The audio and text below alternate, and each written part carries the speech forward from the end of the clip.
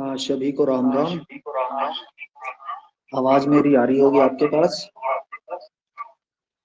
एक बार बता दें कि आवाज में किसी तरह की कोई दिक्कत परेशानी तो नहीं है ना?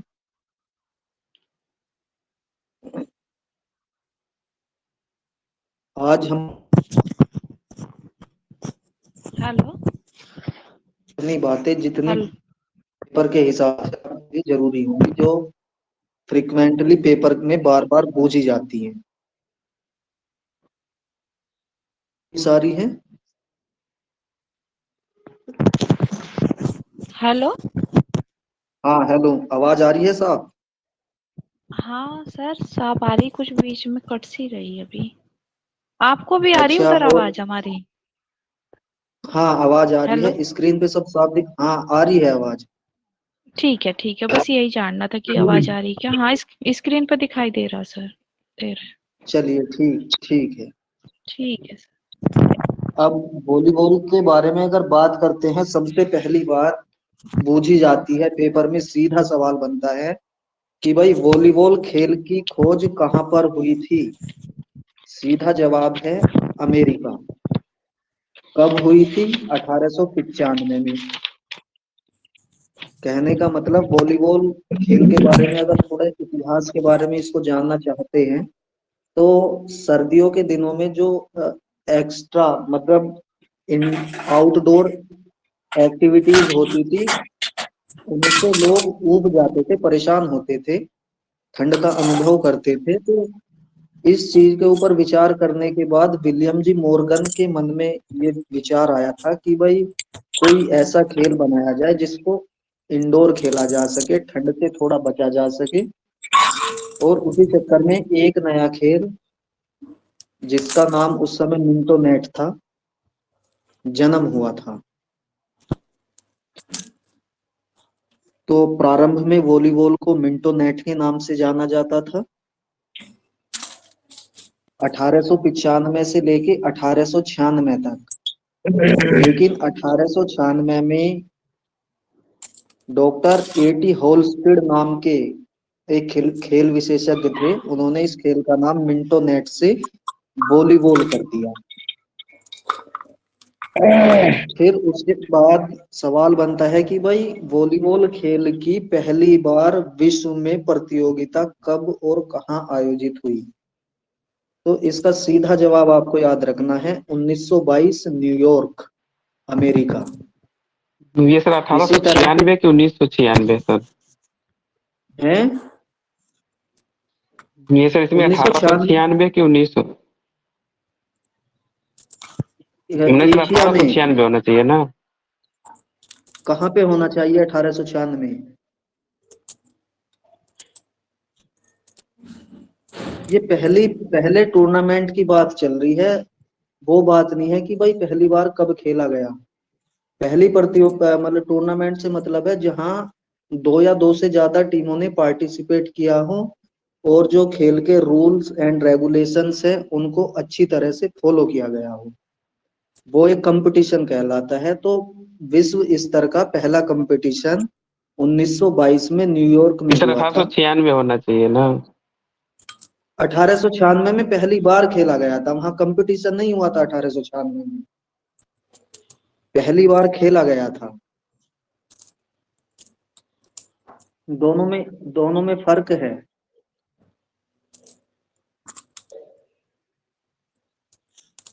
इसी तरह से अगर भारत के संबंध में बात करें कि भाई भारत की पहली प्रतियोगिता कब और कहाँ आयोजित हुई थी, तो 1936 लाहौर में। लाहौर इस समय पाकिस्तान में है।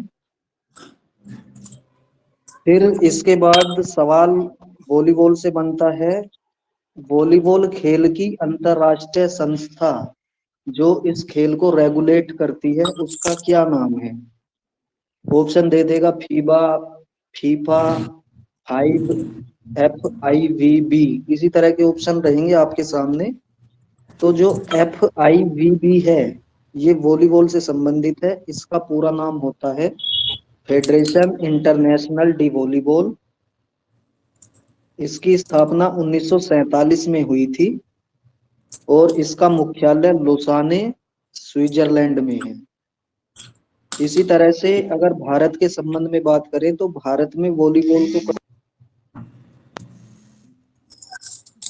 फेडरेशन ऑफ इंडिया है, VFI, 1951 में हुई थी। वर्तमान में VFI का मुख्यालय चेन्नई में है। फिर इसके बाद सीधा सवाल ये बनता है, वॉलीबॉल खेल में पहला अर्जुन पुरस्कार किस खिलाड़ी को दिया गया, कब दिया गया?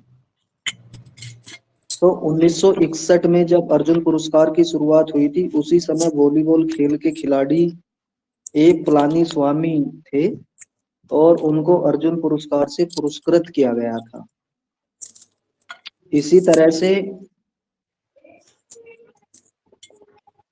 पहला द्रोणाचार्य पुरस्कार 1990 में ए रमन्ना राव को दिया गया था।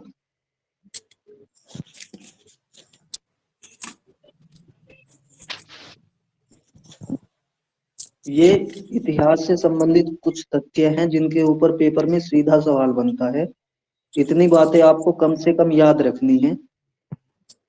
इसके अलावा बहुत सारे सन भी कई कई किताबों में लिखे गए हैं, लेकिन उनसे ज्यादा सवाल आज तक किसी पेपर में देखने को मिले नहीं है और उम्मीद भी नहीं है कि उस तरह के सन पेपर के अंदर आ सकते हैं। लेकिन जितनी बातें अब तक बताई हैं ये सभी बातें इम्पोर्टेंट है, पेपर में कई बार आई हुई हैं और आगे भी आने की प्रबल संभावना है। इसके बाद वॉलीबॉल कोर्ट का डायमेंशन, मेजरमेंट, यहाँ से सवाल बहुत पूछा जाता है। सबसे पहले वॉलीबॉल के मैदान की लंबाई 18 मीटर होती है। आप सभी को पता होगा, जानते होंगे अच्छे से। कईयों को ये लग रहा होगा कि ये बहुत इजी बात चल रही है, ये तो सब चीजें हम जानते हैं, लेकिन वायदे के मुताबिक केवल उतनी बातें बतानी है जितनी पेपर में आती हैं, इससे ज्यादा बातें आपको नहीं बतानी, क्योंकि ज्यादा बातें आप किताब से अपने आप भी पढ़ सकते हैं, किताबें सभी के पास होंगी। जो पढ़ना चाहते हैं वो कुछ इसलिए पढ़ना चाहते हैं कि केवल उतनी चीजें हमें पता हो जितनी पेपर के अंदर आती है। फालतू पढ़ना बेकार नहीं है, बेकार नहीं कहा जा सकता, लेकिन जो पढ़ने का सिद्धांत होता है, सिंपल टू कॉम्प्लेक्स वे, सबसे पहले आपका बेसिक मजबूत होना चाहिए, तब आप एडवांस स्टडी की ओर जाए, तभी फायदा होता है। ये दोनों चीजें एक साथ भी नहीं की जा सकती। बेसिक, अगर यूपी टीजीटी पास करना है तो बेसिक बिल्कुल पक्का हो, बेसिक कोई भी सवाल छोड़ नहीं सकते आप। तो वॉलीबॉल कोर्ट के मैदान की लंबाई 18 मीटर होती है, मैदान की चौड़ाई 9 मीटर होती है। बहुत सिंपल बात है, आप सभी को पता भी होंगी। 2 पोल लगे होते हैं, सेंटर लाइन से आधा मीटर से 1 मीटर की दूरी पर, कम से कम 50 सेंटीमीटर और ज्यादा से ज्यादा 1 मीटर, ये डिस्टेंस होगा साइड लाइन और पोल के बीच में। इसी तरह से अगर पोल की ऊंचाई की बात करें तो पोल की ऊंचाई होती है 2.55 मीटर, जबकि नेट की ऊंचाई होती है पुरुषों के लिए 2.43 मीटर और महिलाओं के लिए 2.24 मीटर। वॉलीबॉल खेल के नेट का मेजरमेंट जो सेंटर लाइन है उसके ठीक बीचों बीच से होता है, इसीलिए जब बीच में आएंगे ना, नेट के अंदर जो तार पड़ी होती है उस तार के कारण बीच हल्का सा नीचा होता है और पोल हल्की सी ऊपर होती है, यही थोड़ा अंतर होता है। फिर सेंटर लाइन से अगर बैक लाइन की तरफ हम जाते हैं तो 3 मीटर की दूरी पर एक लाइन पड़ी होती है जिसको अटैक लाइन कहते हैं। 2 अटैक लाइन होती हैं दोनों कोर्टों में। अटैक लाइन की भूमिका होती है रोटेशन की पहचान करने में कि किसी टीम ने रोटेशन फॉल्ट तो नहीं किया, रोटेशन फॉल्ट हुआ अथवा नहीं हुआ, इस अटैक लाइन के आधार पर ही टीम के खिलाड़ी की पोजीशन निर्धारित की जाती है कि भाई 3 खिलाड़ी अटैक लाइन के आगे खेलेंगे और 3 खिलाड़ी अटैक लाइन के पीछे खेलेंगे। इसके बाद जो मैदान है, मैदान की सभी रेखाओं की चौड़ाई 5 सेंटीमीटर होती है। इसके बाद इस चित्र में आपको एंटीना भी दिखाई दे रहा है। एंटीने की लंबाई 1.80 मीटर होती है। एंटीना 2 रंगों से मिलकर बना होता है, सफेद और लाल। जो सफेद रंग का 1 मीटर भाग होता है वो नेट के अंदर समाया रहता है और 0.80 मीटर एंटीने का ऊपरी भाग नेट के ऊपर निकला होता है।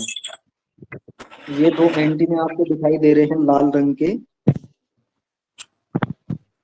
ये यहाँ से ये जो एरिया है, इन दोनों एंटीनों के बीच से ही वॉलीबॉल खेल को खेला जाता है। अगर किसी भी समय गेंद एंटीने से टच कर जाती है या एंटीने से बाहर की तरफ से विपक्षी कोर्ट में प्रवेश करती है तो वो फाल्ट माना जाता है। इस कंडीशन में पॉइंट दूसरी टीम को दे दिया जाता है।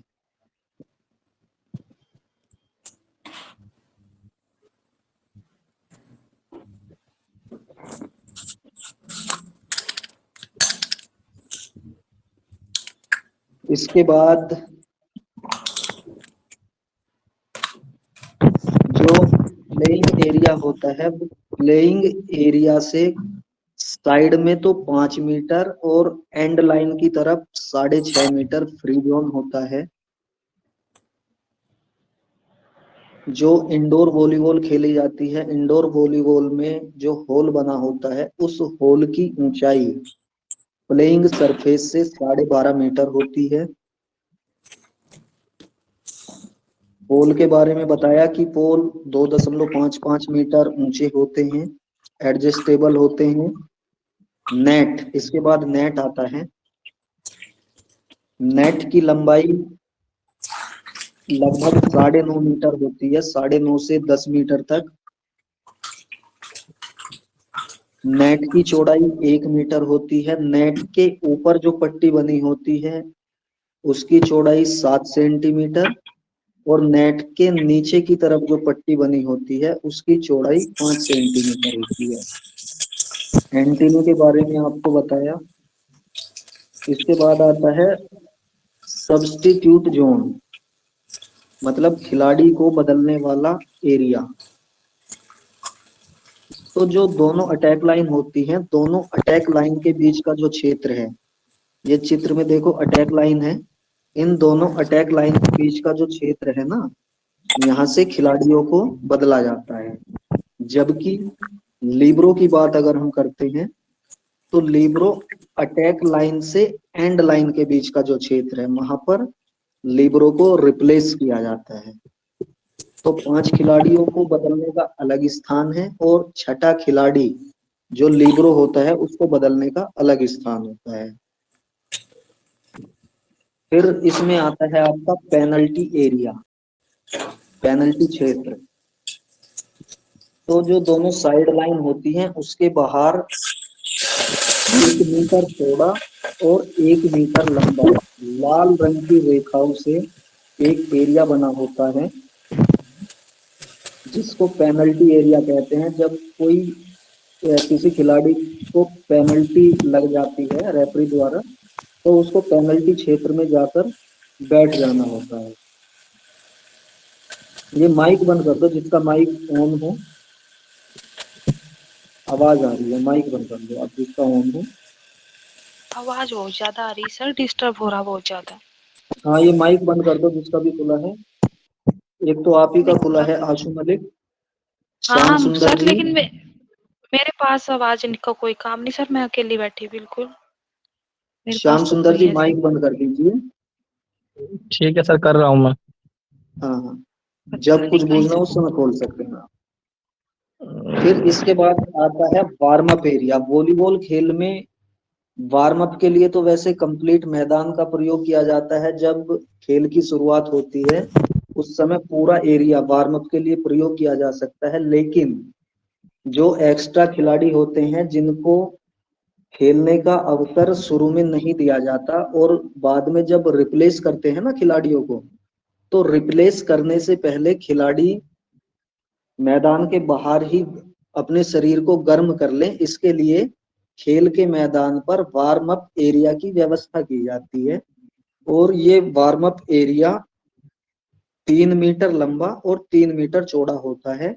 इसी एरिया में खिलाड़ी अपने आप को गर्म करके जब खिलाड़ी को बदला जाता है तो खेल के मैदान में पहले से ही अपने शरीर को गर्म करके प्रवेश करते हैं।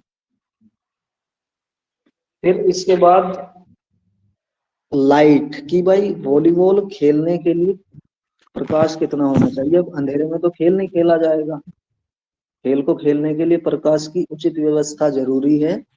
और जो खेल की अंतरराष्ट्रीय संस्था है फेडरेशन इंटरनेशनल डी वॉलीबॉल, उसकी रूल बुक के अनुसार प्रकाश की तीव्रता 1000 से 1500 लक्स होनी चाहिए, LUX। ये लक्स लाइट इंटेंसिटी मापन की इकाई होती है। फिर इसके बाद टेम्परेचर, हर खेल को खेलने के लिए उचित तापमान भी होना चाहिए। तो वॉलीबॉल खेल को खेलने के लिए जो इसकी अंतरराष्ट्रीय संस्था है वो ये कहती है कि भाई कम से कम तापमान तो 16 डिग्री सेल्सियस हो और अधिक से अधिक 25 डिग्री सेल्सियस हो। जो वॉलीबॉल के इंटरनेशनल टूर्नामेंट होते हैं जिनको federation international D volleyball conduct कराती है, इंडोर हॉल में लगभग 16 से 25 डिग्री सेल्सियस के बीच के तापमान को ही मेंटेन रखा जाता है। फिर इसके बाद प्लेयर्स, खिलाड़ी, कितने खिलाड़ी होते हैं। तो वॉलीबॉल खेल में 12 खिलाड़ी होते हैं। 12 में से 6 खिलाड़ी मैदान पर खेलते हैं और 6 अतिरिक्त खिलाड़ी होते हैं। वॉलीबॉल खेल की एक विशेषता ये भी है कि इसमें पूरी टीम को एक साथ आप चेंज कर सकते हो, एक साथ 6 के 6 खिलाड़ी को बाहर कर सकते हो और उनकी जगह 6 नए खिलाड़ी खेल के मैदान में एंटर कर सकते हो। एक शब्दावली है हाफ सब्स्टिट्यूशंस, वॉलीबॉल से संबंधित है, इसीलिए कहा जाता है कि हाफ सब्स्टिट्यूशन किस खेल से संबंधित है, वॉलीबॉल से, क्योंकि इसमें आधी टीम को एक समय में एक साथ बदला जा सकता है। फिर इसके बाद टाइम आउट आते हैं। टाइम आउट का सवाल पेपर में आपने बहुत बार देखा होगा। तो वॉलीबॉल खेल के एक सेट में एक टीम को 2 टाइम आउट मिलते हैं और एक टाइम आउट का समय 30 सेकंड का होता है। अगर 5 सेट होते हैं तो 5 सेट में एक टीम को 10 टाइम आउट मिल जाएंगे और दोनों टीमों को 20 टाइम आउट मिल जाएंगे। इसके अतिरिक्त इस खेल में टेक्निकल टाइम आउट भी होते हैं। टेक्निकल टाइम आउट विशेष परिस्थिति में रेफरी द्वारा दिए जा सकते हैं। जैसे इंडोर वॉलीबॉल खेलते समय वहां पर जो सरफेस होती है, खिलाड़ी को जो पसीना आता है, पसीना सरफेस पर पड़ता है तो उससे हल्की हल्की फिसलन उत्पन्न हो जाती है, पैर स्लिप करने लगते हैं। तो जब पैर स्लिप करने लगते हैं फिर परफॉर्मेंस डाउन होने लगती है। तो इस कंडीशन में रेफरी जब किसी सेट में 8 पॉइंट या 16 पॉइंट बनते हैं तो उस समय ऑटोमेटिक ये टेक्निकल टाइम आउट जनरेट हो जाते हैं और मैदान की सफाई करने के लिए जो कर्मचारी वहां पर लगे होते हैं अपना वाइपर लेकर मैदान की सफाई करते हैं। इस टेक्निकल टाइम आउट का अधिकतम समय 60 सेकंड तक हो सकता है।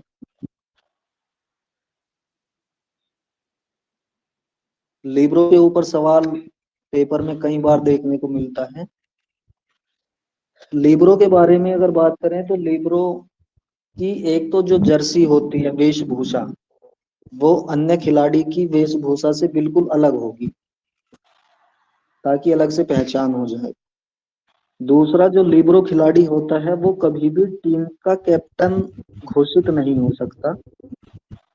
तीसरी विशेषता इसकी होती है कि भाई ये खिलाड़ी कभी सर्विस नहीं कर सकता।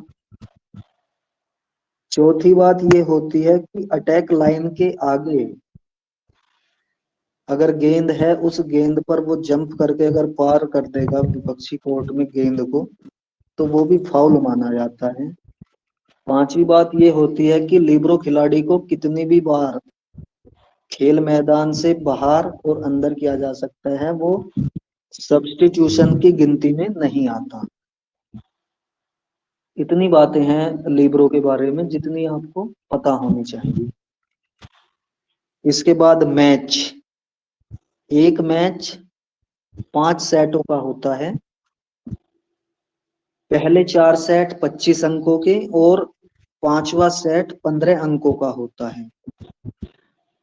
अगर किसी सेट में दोनों टीमों के अंक 24 बराबर हो जाते हैं, तो फिर जब तक कोई टीम 2 अंकों की लीड नहीं लेगी, तब तक वो सेट लगातार चलता रहता है। कहने का मतलब ये है कि चाहे 50 बराबर हो जाए, जब तक 52-50 2 अंकों का अंतर नहीं होगा, उस सेट का डिसीजन नहीं हो पाएगा।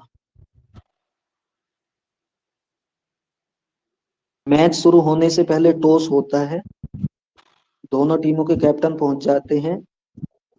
जो टीम टॉस जीतती है उसको अधिकार होता है कि भाई वो कौन से फील्ड का सिलेक्शन करती है। जो हारने वाला कैप्टन होता है उसके पास ये अधिकार होगा कि वो सर्विस करेगा या डिफेंस खेलेगा। इसी तरह से 5वें सेट से पहले भी टॉस होता है। अगर किसी मैच में 5वें सेट की नौबत आती है, तो 5वें सेट से पहले भी टॉस कराया जाता है। और इसी तरह से दोनों टीमों के कैप्टन अपनी अपनी मांग रखते हैं। इसके बाद ऑफिशियल्स आते हैं। वॉलीबॉल खेल में एक फर्स्ट रेफरी होता है, एक सेकंड रेफरी होता है, एक स्कोरर होता है और 2 या 4 लाइनमैन होते हैं। कुल मिलाकर 5 या 7 total number of officials volleyball खेल के लिए जरूरी होते हैं। इसके बाद वॉलीबॉल खेल की जो स्किल हैं, स्किल के बारे में अगर हम बात करें तो सबसे पहले सर्विस होती है। सर्विस करने वाला खिलाड़ी खेल के मैदान, जो 18 गुना 9 मीटर का जो एरिया है, उस मैदान से बाहर एंड लाइन की तरफ जाकर के सर्विस करता है। सर्विस करने के लिए वो गेंद को हवा में उछालता है, जंप करता है और अपने हाथ से गेंद के ऊपर प्रहार करता है। फिर गेंद जाती है विपक्षी पाले में। वहां पर उस टीम के जो खिलाड़ी होते हैं वो फर्स्ट पास, जो शब्दावली है, शब्दावली का नाम है फर्स्ट पास या पासिंग कह सकते हैं, वो पास करते हैं। और पास करने के बहुत सारे तरीके हो सकते हैं। जैसे अगर कोई गेंद नीचे की तरफ आ रही है तो उसको कहेंगे अंडर आर्म पास। अंडर मीन्स नीचे, आर्म मीन्स और पासिंग मीन्स पास करना। इसी तरह से अगर कोई गेंद बहुत ज्यादा ऊपर आ रही है तो उसको कहेंगे ओवर आर्म पास। कोई गेंद ऐसी है कि भाई हमारी पहुंच से दूर है और हम पहुंच नहीं पा रहे गेंद तक, तो फिर ड्राइव करके पास दिया जाता है। तो आगे की तरफ फॉरवर्ड, डाइव एंड पास। इसी तरह से अगर साइड में जा रहे हैं तो साइड, डाइव एंड पास। तो ये पास के तरीके हैं। फिर उसके बाद है लिफ्ट। इसे लिफ्टिंग कह सकते हैं, बूस्टिंग कह सकते हैं और रेजरिंग कह सकते हैं। 3 शब्द हैं इसके लिए जो इस्तेमाल होते हैं। वॉलीबॉल खेल में नेट के समीप जो खिलाड़ी खड़ा होता है, जो गेंद को दूसरी बार टच करता है, वो गेंद को लिफ्ट करता है अपने स्मैशर्स के लिए या स्पाइकर के लिए। फिर उसके बाद स्पाइकर्स होते हैं। 2 स्पाइकर अटैक लाइन के आगे और 3 स्पाइकर अटैक लाइन के पीछे। तो जो अटैक लाइन के आगे हैं वो अटैक लाइन के आगे से जंप कर करके विपक्षी टीम के पाले में गेंद को डालने का प्रयास करते हैं, जबकि जिनका रोटेशन अटैक लाइन के पीछे है वो अटैक लाइन के पीछे से जंप लेकर गेंद को विपक्षी पाले में डालने का प्रयास करते हैं। जब स्मैश होता है उसी समय सामने वाली टीम ब्लॉक लेती है। ब्लॉक लेने के लिए सिंगल ब्लॉक हो सकता है, डबल ब्लॉक हो सकता है या मल्टीपल ब्लॉक हो सकता है। मल्टीपल का मतलब केवल ट्रिपल, 3 से ज्यादा खिलाड़ी ब्लॉक नहीं ले सकते, क्योंकि अटैक लाइन के आगे 3 खिलाड़ी होते हैं और अटैक लाइन के पीछे 3 खिलाड़ी होते हैं। अब अटैक लाइन के पीछे वाले खिलाड़ी जो जंप करेंगे वो अटैक लाइन के पीछे से ही जंप कर सकते हैं, भले ही लैंडिंग आगे वाले कोर्ट में कर जाए। इसलिए ब्लॉक का मतलब है नेट के समीप से। जब नेट से 3 मीटर दूर खिलाड़ी हो जाएगा तो वहां अगर खिलाड़ी ब्लॉक लेगा तो उसका कोई फायदा नहीं मिल पाएगा। इसलिए अधिकतम 3 खिलाड़ी ही ब्लॉक ले सकते हैं। और ब्लॉक को क्रॉस करने के बाद अगर गेंद विपक्षी कोर्ट में चली जाती है तो फिर पास, खिलाड़ी पास देंगे, फर्स्ट पास, उसके बाद लिफ्टिंग होगी, उसके बाद स्मैश होगा और सामने वाली टीम ब्लॉक करेगी। इस तरह से वॉलीबॉल खेल में रैली लगातार चलती रहती है। यहाँ तक की बातें अगर किसी को कोई दिक्कत हो तो पूछ सकते हैं। इसके बाद रोटेशन आता है। वॉलीबॉल खेल में 6 पोजीशंस होती हैं, दिखाई गई हैं 1 2 3 4 5 6।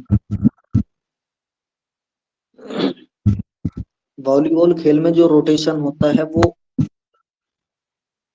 क्लॉकवाइज होता है और एथलेटिक्स में जो दौड़ होती है वो एंटी क्लॉकवाइज होती है। ये दोनों चीजें इंटर रिलेट करके आप याद रख सकते हैं।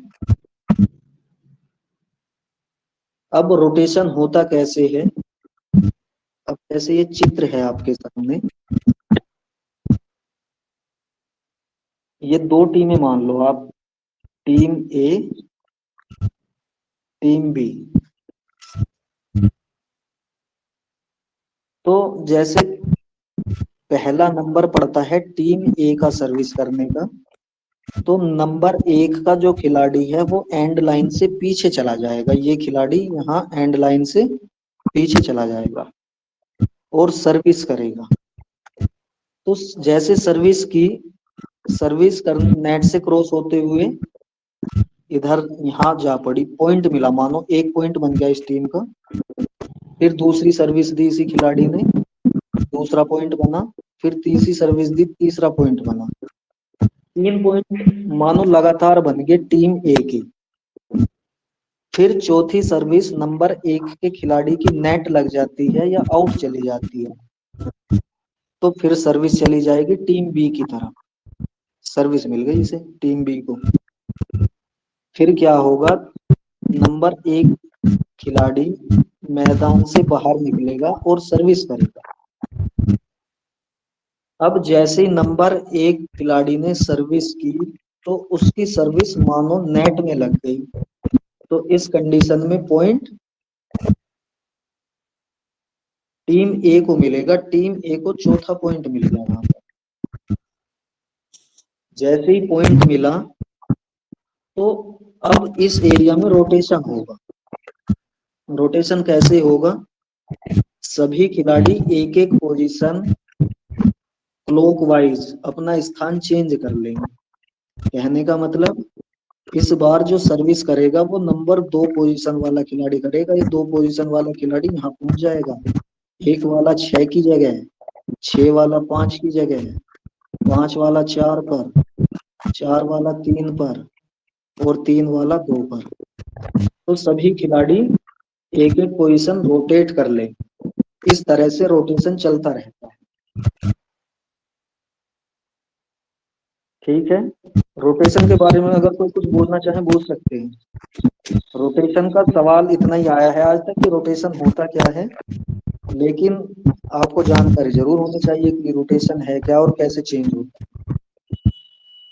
इसलिए रोटेशन के बारे में अगर कोई कुछ पूछना चाहता है पूछ सकते हैं।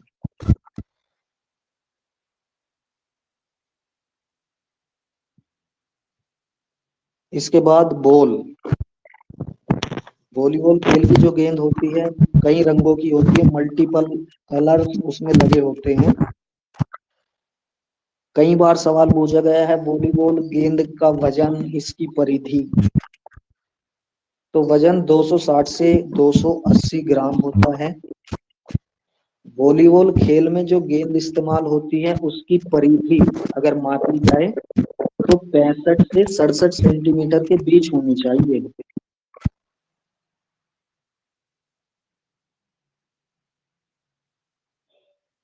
इसी तरह से गेंद में हवा का दबाव, जो गेंद होती है उस गेंद का अंदर जो प्रेशर होता है जिसको हम प्रेशर गेज से मापते हैं, उसका दबाव 0.30 से 0.325 किलोग्राम प्रति वर्ग सेंटीमीटर के बीच होना चाहिए। इसी रेंज में इसी रेंज के बीच गेंद के अंदर हवा का दबाव हो तो ताकि वॉलीबॉल खेल को अच्छे तरीके से खेला जा सके, वॉलीबॉल की गेंद का जो रेस्पॉन्स है वो खिलाड़ियों को अच्छा मिल सके। अगर गेंद के अंदर प्रेशर इससे कम या इससे ज्यादा रखते हैं तो गेंद का जो रेस्पॉन्स होता है वो कहीं ना कहीं डिस्टर्ब हो जाता है, और जो एक पूर्वानुमान खिलाड़ी का होता है वो भी गलत साबित होता है। और पूर्वानुमान एक ऐसी चीज है जिस खिलाड़ी का पूर्वानुमान जितना अच्छा होगा वो अपने जीवन अभिषेक का सर। उतना ही अच्छा खिलाड़ी हेलो कहलाता है। सर, ये आवाज को थोड़ा म्यूट करवा दीजिए सर। ये आशु आशु मैडम आप बंद कर लीजिए माइक अपना। कर रही हूँ सर, वैसे मेरे पास कोई आवाज है नहीं पर मैं कर रही हूँ। कोई बात नहीं, जो भी आवाज आ रही है वहीं से आ रही है। अच्छा, देखती हूँ हाँ सर। करो आप।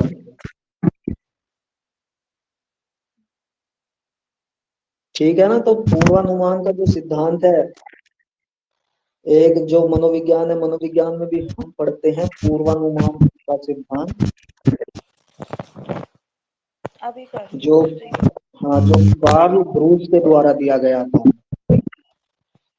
जितने भी अच्छे खिलाड़ी हुए हैं ना, अगर आप उन सबको देखोगे तो वो पूर्वानुमान के कारण ही अच्छे खिलाड़ी हुए हैं। जैसे क्रिकेट खेल में सचिन तेंदुलकर की बात करें तो वो एंटीसिपेट कर लेता था गेंद कि भाई ये गेंद कहाँ आने वाली है, उसी हिसाब से अपने शरीर को गेंद के हिसाब से स्थिर करके कि क्या करना है इस गेंद के साथ, इसीलिए वो महान खिलाड़ी हुआ है। और अगर पूर्वानुमान क्रिकेट जैसे खेल में अगर जरा सा भी गलत हो गया ना तो गेंद सीधी स्टंप के अंदर आपकी और आप एकदम आउट। इसलिए कहा जाता है जिस खिलाड़ी का पूर्वानुमान जितना अच्छा होगा वो उतना ही अच्छा खिलाड़ी बन सकता है। इसके बाद क्या है, ये दो सवाल हैं जो भारत की राष्ट्रीय प्रतियोगिताएं होती हैं। एक प्रतियोगिता पुरुषों के लिए होती है और एक महिलाओं के लिए। इनके ऊपर बहुत बार सवाल पूछा गया है। तो जो पुरुषों से संबंधित राष्ट्रीय प्रतियोगिता होती है उसका नाम है मपाकट्टू MM जोसेफ ट्रॉफी, और जो महिलाओं की राष्ट्रीय प्रतियोगिता है उसका नाम है पूर्णिमा ट्रॉफी।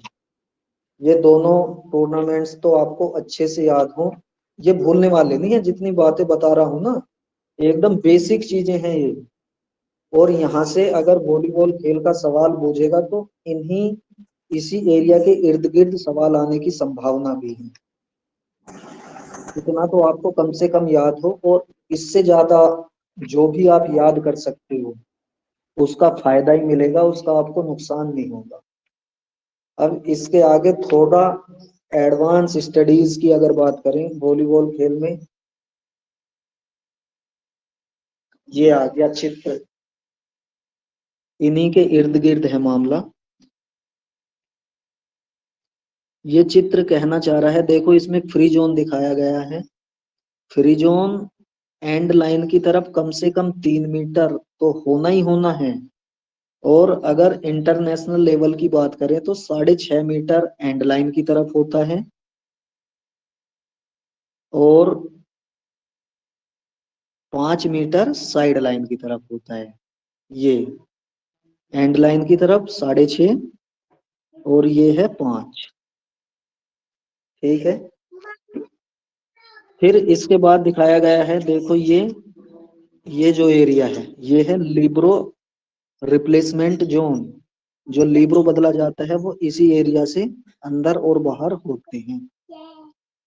फिर ये जो एरिया है ये दिखाया गया है सब्स्टिट्यूशन जोन, जो आपको बताया था कि दोनों अटैक लाइन के बीच का जो एरिया होता है वहां से खिलाड़ियों को बदला जाता है। 5 खिलाड़ी बदले जाते हैं इस एरिया से और छठा खिलाड़ी जो लिब्रो है वो इस एरिया में बदला जाता है।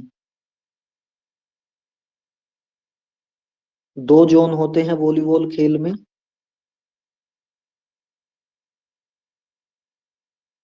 फ्रंट जोन और बैक जोन।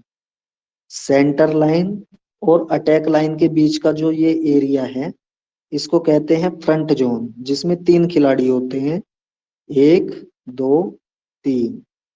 इसी तरह से बैक जोन होता है। ये जो एरिया है इसको कहते हैं बैक जोन। 3 खिलाड़ी इस एरिया में होते हैं।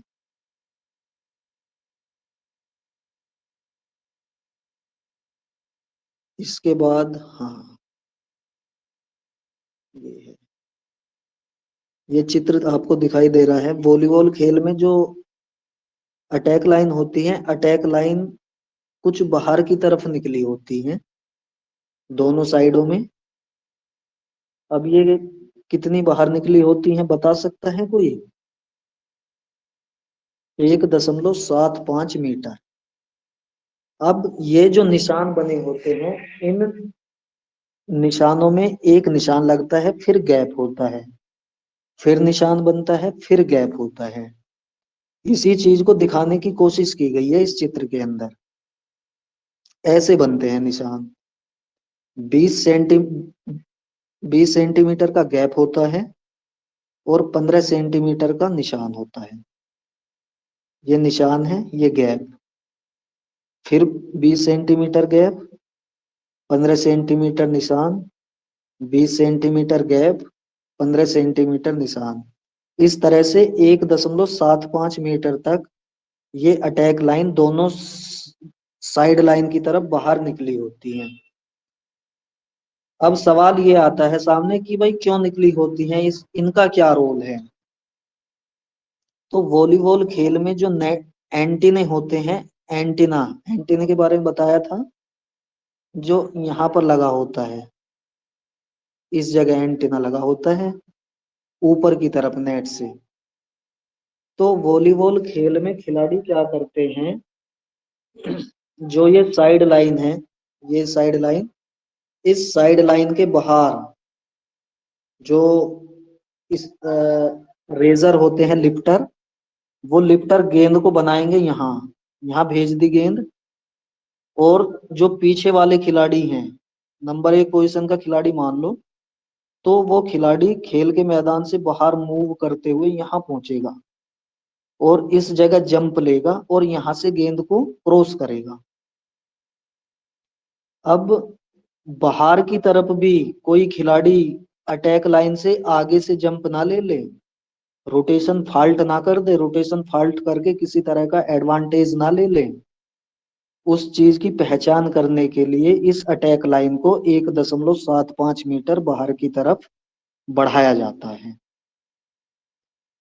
अगर इसके आगे जंप लेगा, जैसे यहाँ से जंप अगर ले ली, तो रोटेशन फॉल्ट और पॉइंट दूसरी टीम को दे दिया जाएगा। इसी तरह से एक साइड में ये दिखाई दे रहे हैं, ये निशान है, ये भी इसी तरह के निशान है। 15 सेंटीमीटर निशान और 20 सेंटीमीटर गैप। इस लाइन के आगे वॉलीबॉल टीम के जो कोच होते हैं या ऑफिशियल्स होते हैं वो एंटर नहीं कर सकते। इनको लगाने का यही उद्देश्य है कि भाई आप इसके आगे नहीं जाएंगे, अगर इसके आगे जाएंगे तो पेनल्टी लगेगी। पहले क्या करते थे, कोच यहाँ तक पहुंच जाते थे, इस एरिया तक, यहाँ पर जाकर कोचिंग देने लगते थे। तो उनको थोड़ा मैदान से दूर रखने के लिए ये लाइन डालनी शुरू कर दी फेडरेशन इंटरनेशनल डी वॉलीबॉल ने, कि आप इसी एरिया में रहोगे, इसके पीछे पीछे, इसके आगे नहीं जाओगे।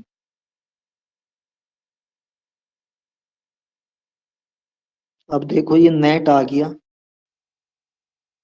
नेट की ऊंचाई पुरुषों के लिए बताई थी 2.43 मीटर और महिलाओं के लिए 2.24 मीटर।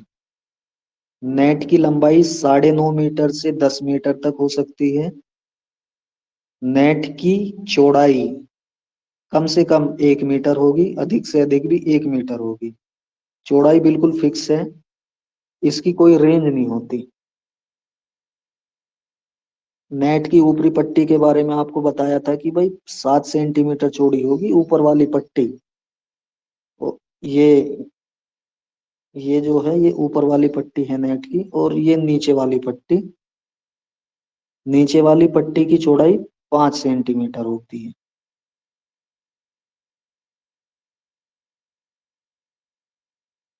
इसके बाद जो ये एंटीना है, ये है एंटीना, ये लगा है देखो एंटीना। इसकी माप दिखाई गई है नेट से ऊपर 0.80 मीटर, और 1 मीटर जो नेट की चौड़ाई होती है उस नेट के अंदर होता है 1 मीटर एंटीना। अब एंटीने का वो भाग जो एंटीने के अंदर होता है सफेद रंग का होता है, और एंटीने के ऊपर जो भाग है वो 10 सेंटीमीटर सफेद, 10 सेंटीमीटर लाल, 10 सेंटीमीटर सफेद और 10 सेंटीमीटर लाल, इसी तरह से 80 सेंटीमीटर तक ऊपर हवा में होता है। ये चित्र इतनी बातें बताने वाला है। और दोनों एंटीनों के बीच की जो दूरी है वो भी 9 मीटर होती है, क्योंकि साइड लाइन के एकदम ऊपर एंटीने लगे होते हैं। ये देखो ये एंटीना और जूम करके, एंटीने का ये भाग 10 सेंटीमीटर का, इसके ऊपर फिर 10 सेंटीमीटर का, लाल सफेद इस तरह से चलता रहता है।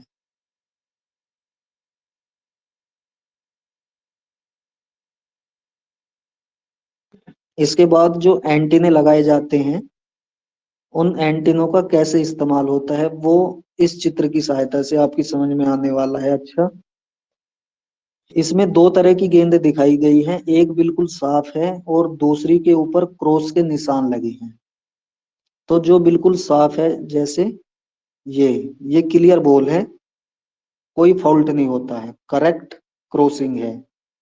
और जो ये है या ये है, ये फॉल्ट है। क्यों है फॉल्ट?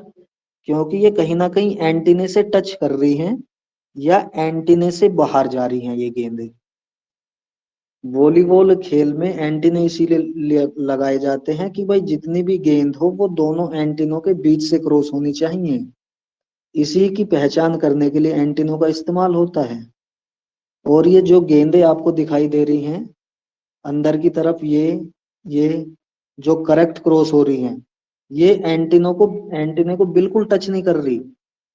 और जिन पर क्रॉस के निशान लगे हैं वो या तो एंटीने को टच कर रही हैं, या एंटीने के बाहर से क्रॉस कर रही हैं, या नेट के नीचे से क्रॉस हो रही हैं, या पोल के बाहर से क्रॉस हो रही हैं, इसलिए उनको फॉल्ट कहा गया।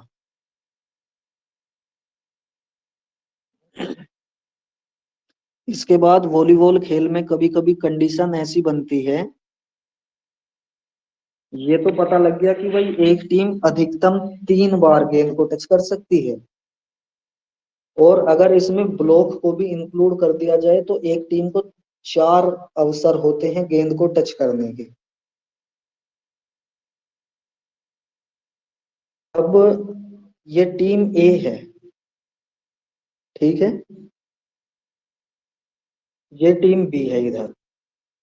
तो टीम बी के खिलाड़ी ने सर्विस दी टीम ए की तरफ, ये सर्विस गई, और सर्विस जाने के बाद टीम ए के किसी खिलाड़ी ने गेंद को खेला और वो गेंद पहले ही पास में, जो फर्स्ट पास लेता है खिलाड़ी, पहले ही पास में दूसरी टीम की तरफ अगर गेंद पहुंच जाती है तो उसके बाद दो अवसर और होते हैं टीम के पास उस गेंद में सुधार करने के लिए।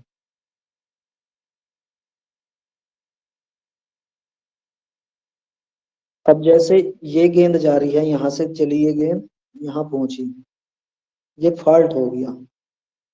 क्यों हुआ फॉल्ट? क्योंकि ये गेंद नेट के एकदम ऊपर से जा रही है, इस गेंद को वापस अपनी टीम में नहीं लाया जा सकता, इसलिए फॉल्ट हो गया ये।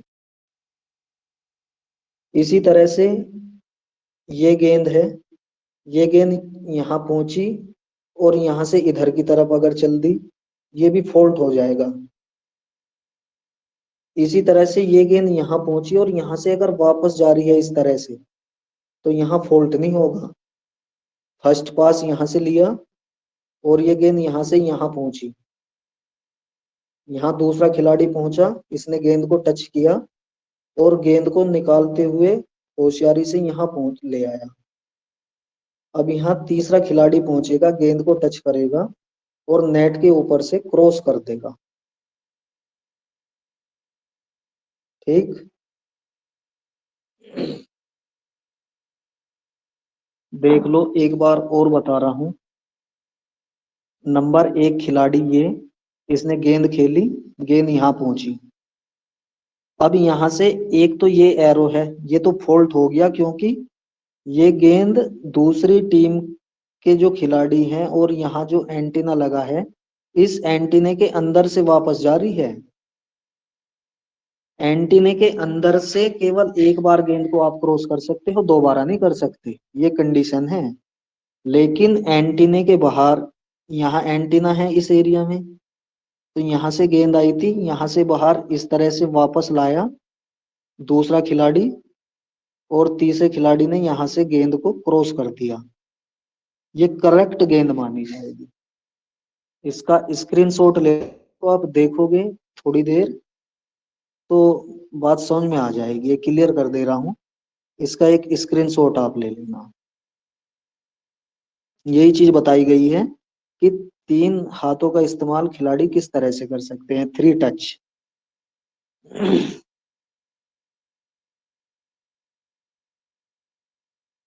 इसके बाद ये दिखाया गया है, जो हम बता रहे थे कि भाई जो अटैक लाइन होती है, 3 खिलाड़ी अटैक लाइन के आगे खेलते हैं और 3 खिलाड़ी अटैक लाइन के पीछे खेलते हैं।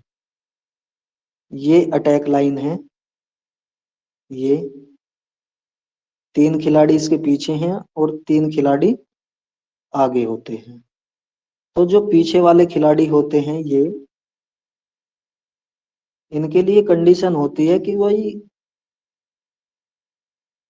ये अगर जंप लेकर किसी गेंद को क्रॉस करेंगे, इनका जंप हमेशा अटैक लाइन के पीछे से होना चाहिए। अगर किसी भी तरह ये खिलाड़ी अटैक लाइन को टच करते हुए या अटैक लाइन के आगे से जंप करते हुए गेंद को क्रॉस करते हैं तो वो फॉल्ट माना जाता है। ये ए पोजीशन, इस खिलाड़ी ने जंप ली अटैक लाइन के पीछे से और गेंद करेक्ट क्रॉस जा रही है, ये कोई फाउल नहीं हुआ। बी और सी, ये बी पोजीशन वाला खिलाड़ी, इसने जंप लेते समय अटैक लाइन को टच कर दिया, फॉल्ट हो गया, तुरंत रेफरी सीटी बचा देगा पर, और पॉइंट दूसरी टीम को। इसी तरह से सी पोजीशन वाला खिलाड़ी है ये, इसने भी अटैक लाइन के आगे एक पैर ले जाकर और दूसरे पैर से अटैक लाइन को टच करते हुए जंप लिया, इस कंडीशन में भी फॉल्ट होगा। जो अटैक लाइन के आगे वाले खिलाड़ी हैं उनके लिए ऐसी कोई कंडीशन नहीं है, वो अटैक लाइन के पीछे से भी जंप ले सकते हैं, अटैक लाइन के आगे से भी जंप ले सकते हैं, अटैक लाइन के ऊपर से भी जंप ले सकते हैं। केवल कंडीशन उनके लिए है जिनका रोटेशन अटैक लाइन के पीछे होता है।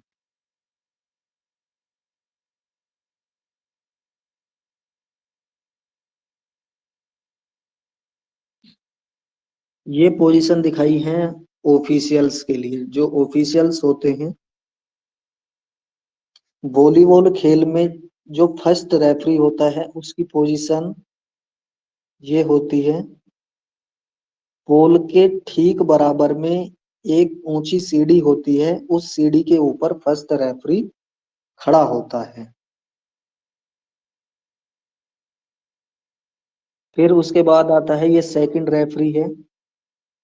सेकंड रेफरी किसी मेज के ऊपर खड़ा नहीं होता, वो जमीन के ऊपर खड़ा रहता है और हमेशा घूमता रहता है। ये निशान दिखाई दे रहे हैं, देखो, ये घूमने के, घूमता रहता है। और इसका मेन काम होता है जो टीम है उन टीमों के रोटेशन को चेक करना कि हर खिलाड़ी अपनी ठीक पोजीशन पर खड़ा है कि नहीं खड़ा, कोई खिलाड़ी रोटेशन फॉल्ट तो नहीं कर रहा। इस चीज को देखना सेकंड रेफरी का मुख्य कार्य होता है। फिर इसके बाद ये लाइनमैन है, ये लाइनमैन है, ये लाइनमैन है और ये लाइनमैन है। 4 लाइनमैन होते हैं। लाइनमैनों का काम होता है कि भाई कोई वॉलीबॉल खेल बहुत फास्ट खेला जाता है, दिखाई नहीं देती गेंद। जो रेफरी है, कोई गेंद ऐसी हो सकती है कि भाई रेफरी को ये पता ना लग पाए कि ये गेंद कोर्ट के अंदर गिरी है या कोर्ट के बाहर गिरी है, या जो 5 सेंटीमीटर चौड़ी जो रेखा है ठीक उसके ऊपर गिरी है, या उसको टच बाहर की ओर से कर रही है। तो डिसीजन लेते समय किसी तरह की कोई परेशानी ना हो, उसके लिए इन लाइनमैनों का इस्तेमाल किया जाता है। 4 लाइनमैन होते हैं और 4 ही लाइन होती है। हर लाइनमैन अपनी अपनी लाइन के ऊपर डिसीजन देता है कि भाई कौन सी गेंद राइट है और कौन सी गेंद आउट है। राइट का मतलब इन 9 गुना 9 मीटर एरिया के अंदर, और आउट का मतलब 9 गुना 9 मीटर एरिया के बाहर गेंद का गिरना।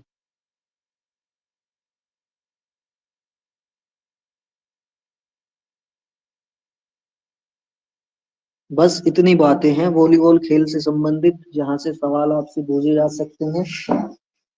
इसके अलावा शब्दावलियां बचती हैं। शब्दावलियां आपको याद ही करनी पड़ेगी, शब्दावली का कोई शॉर्टकट तो होता नहीं। जो कुछ इम्पोर्टेंट शब्दावलियां हैं बता दे रहा हूं एक बार। जैसे एंटीना, एंटीना के बारे में बताया भी गया है। डबल टच, गेंद को अगर कोई एक खिलाड़ी लगातार 2 बार टच कर देता है तो उसको डबल टच कहा जाता है। डबल फॉल्ट एक शब्दावली, डबल टच या डबल फॉल्ट दोनों एक ही बातें हैं। Lineman, referee, tennis serve, jump service, floating service, tennis service,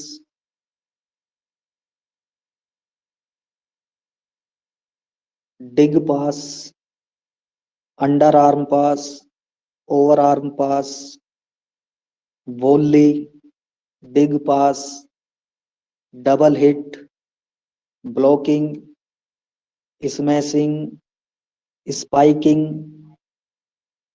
lifting. ये इंपॉर्टेंट शब्दावली है जहां से सवाल पूछे जाते हैं। इसी तरह से कुछ टूर्नामेंट्स हैं वॉलीबॉल खेल के, जैसे कनाडा ओपन है, इटालियन ओपन है, न्यूजीलैंड ओपन है, होमबर्ग ओपन है, शिवांती गोल्ड कप। वॉलीबॉल खेल से संबंधित बहुत बार पूछा गया है कि शिवांती गोल्ड कप किस खेल से संबंधित है। इंडिया स्वर्ण कप किस खेल से संबंधित है। तो ये सब वॉलीबॉल खेल से संबंधित है।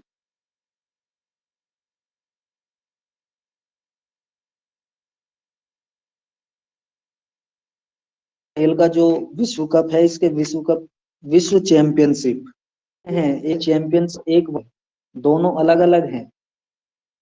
वर्ल्ड चैंपियनशिप की शुरुआत 1949 में हुई थी, जबकि वर्ल्ड कप की शुरुआत 1965 में हुई थी। इसके ऊपर भी थोड़ा ध्यान देने की जरूरत है।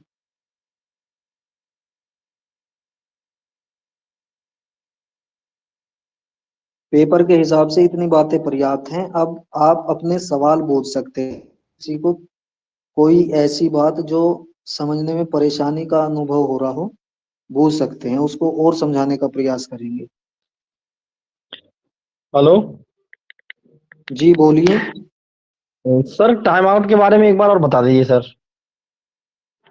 टाइम आउट वॉलीबॉल खेल में एक टीम को एक सेट में 2 टाइम आउट मिलते हैं। ठीक और सर। एक टाइम आउट का समय 30 सेकंड का होता है। ठीक। ठीक। टेक्निकल टाइम आउट भी होते हैं, जो लीडिंग टीम होती है, मतलब जिसके पहले 8 पॉइंट या 16 पॉइंट बनते हैं, उस समय टेक्निकल टाइम आउट ऑटोमेटिक लागू होते हैं।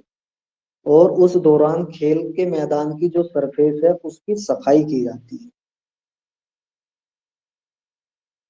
यही पूछा जाता है टाइम आउट के बारे में कि वॉलीबॉल खेल में टाइम आउट की अवधि कितनी होती है, एक टीम को एक सेट में कितने टाइम आउट मिलते हैं। इतना जानना जरूरी है टाइम आउट के बारे में। एक चीज और रह गई। वॉलीबॉल खेल में जो खिलाड़ी सर्विस करते हैं उसके लिए टाइम बाउंडेशन होती है। जैसे रेफरी की सीटी बजी, उस सीटी बजने के बाद से 8 सेकंड के अंदर अंदर टीम के खिलाड़ी को सर्विस करनी होती है, नहीं तो माइक बंद कर लीजिए। माइक किसका खुला है? 8 सेकंड के अंदर सर्विस करनी होती है, नहीं तो 8 सेकंड फॉल्ट माना जाता है। और 8 सेकंड फॉल्ट को दर्शाने के लिए रेफरी अपने एक हाथ की 5 उंगलियां और दूसरे हाथ का एक अंगूठा और 2 उंगलियां खड़ी करता है। 8 सेकंड फॉल्ट, और इस कंडीशन में दूसरी टीम को पॉइंट मिलता है।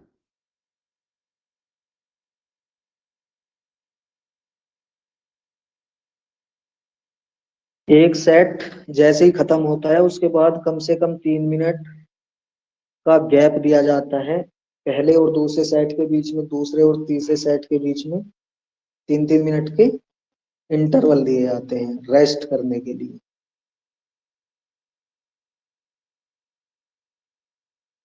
और तो लगभग सभी चीजों के बारे में बता चुके। और कोई अगर ऐसी बात हो जिस जो टच ना कर पाए हो, आप बता दीजिए, उसके बारे में बता देंगे।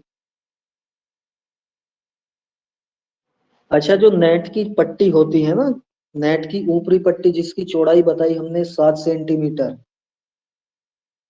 क्यों होती है 7 सेंटीमीटर, उसका क्या पर्पज है? ये जनरल बात है, आप पेपर के अंदर तो नहीं आएगी, लेकिन इंटरव्यू में कभी कभी पूछ लेता है ऐसी बातें कि भाई क्यों होती है 7 सेंटीमीटर की चौड़ी पट्टी। तो उसका रीजन ये होता है कि नेट की पट्टी के ऊपर जो कंपनियां होती हैं, स्पॉन्सर्स कंपनियां होती हैं, वो एडवर्टाइजमेंट के लिए उन पट्टियों का इस्तेमाल करती हैं। अपना एडवर्टाइजमेंट उन पट्टियों के माध्यम से दर्शकों तक पहुंचाती हैं। जैसे अगर आप इंटरनेशनल लेवल का कोई कंपटीशन देखोगे, तो वहां पर आपको देखने को मिलेगा ऊपर वाली पट्टी पे कहीं कहीं FIVB लिखा मिलेगा। ओलंपिक की अगर बात करोगे तो ऊपर वाली पट्टी पर ओलंपिक चिन्ह देखने को मिल सकता है। इस तरह से एडवर्टाइजमेंट का माध्यम ये पट्टियां होती हैं।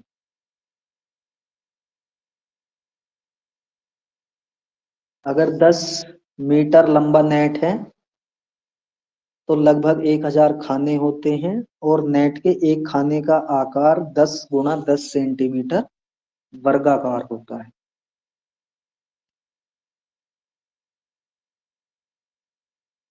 और किसी को कुछ बूझना है तो बूझ सकते हैं, नहीं तो फिर बंद कर रहे हैं उसके बाद।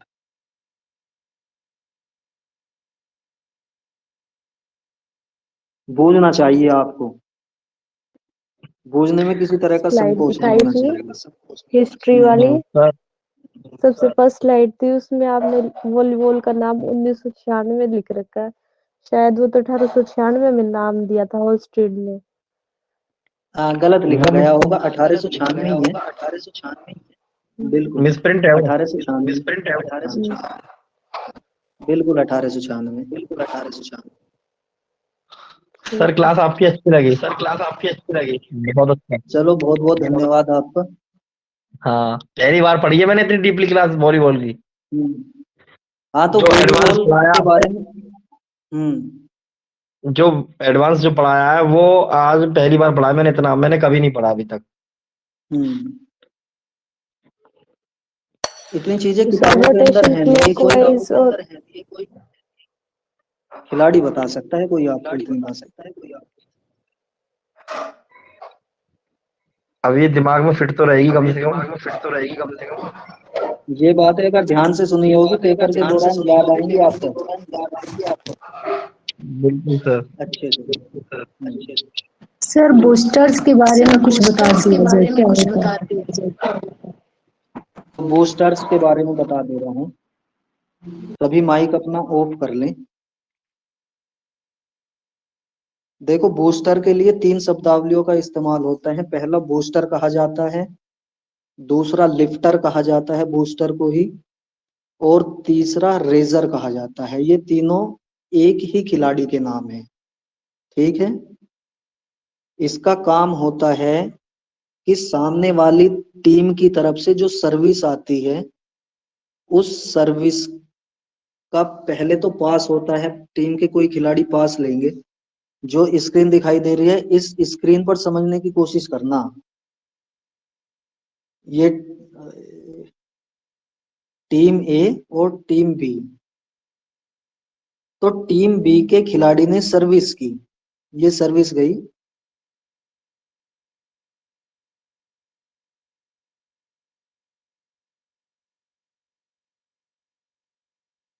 ये सर्विस गई यहाँ, ठीक है।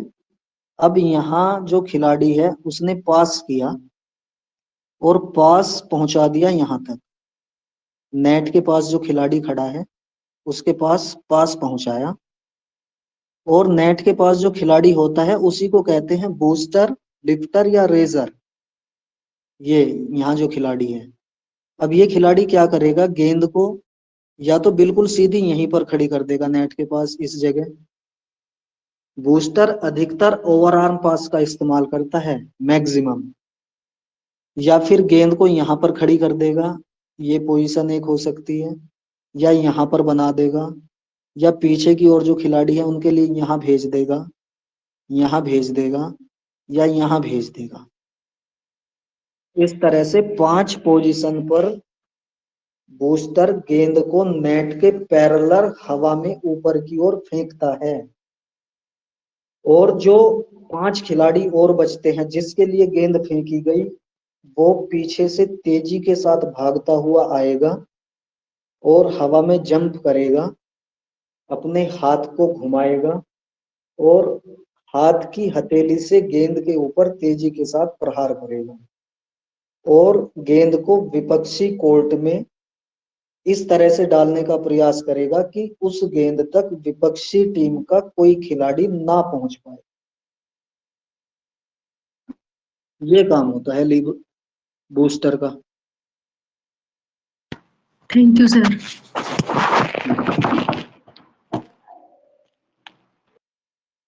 और बूझ सकते हैं, बूझना चाहिए।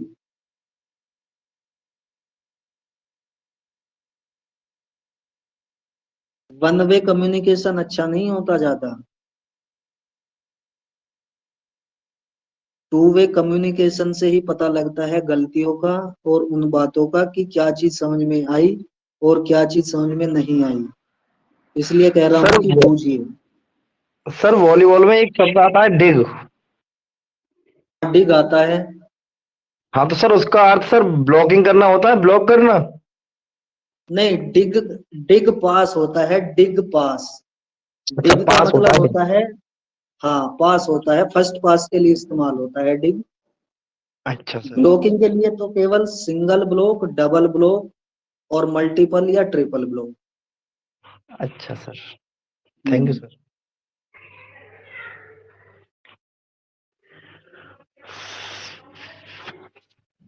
सर इसमें कितने कार्ड होते हैं और नियम?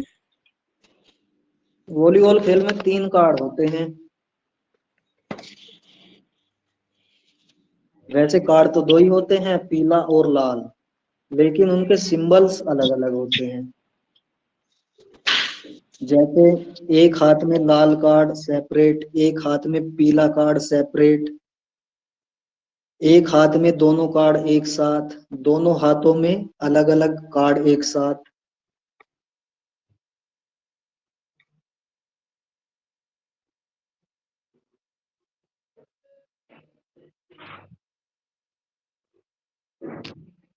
चलिए ठीक है, थैंक यू वेरी मच, धन्यवाद सभी का। ओके सर, नमस्कार। नमस्कार।